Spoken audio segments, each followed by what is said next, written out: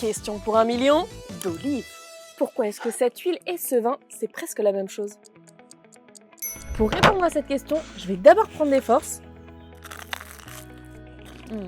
et direction les Alpilles.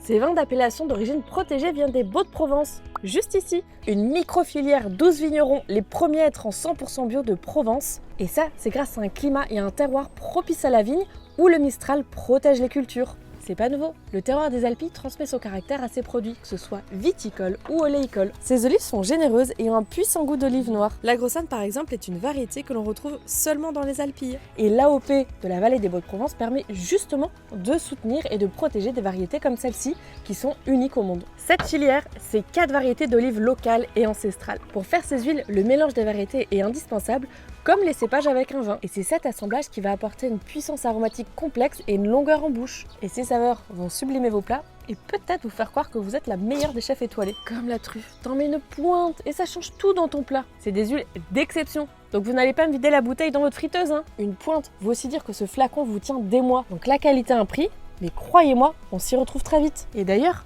l'huile, ça fait des millénaires qu'on en fabrique.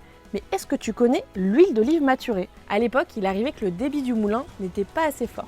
Donc les olives devaient parfois attendre avant d'être triturées. Et donc c'est là qu'elles maturaient un petit peu plus et développaient un vrai goût assez unique et particulier. Aujourd'hui, pour retrouver cette typicité d'antan, on stocke les olives quelques jours avant de les transformer en huile. Et là, bim, la magie opère. Et enfin, dernière étape, toutes les huiles sont testées par un jury d'experts.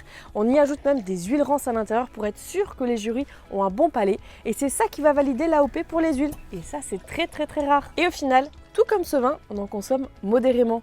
On déguste, on salive et on soutient des productions traditionnelles et leur terroir. Au nom du goût.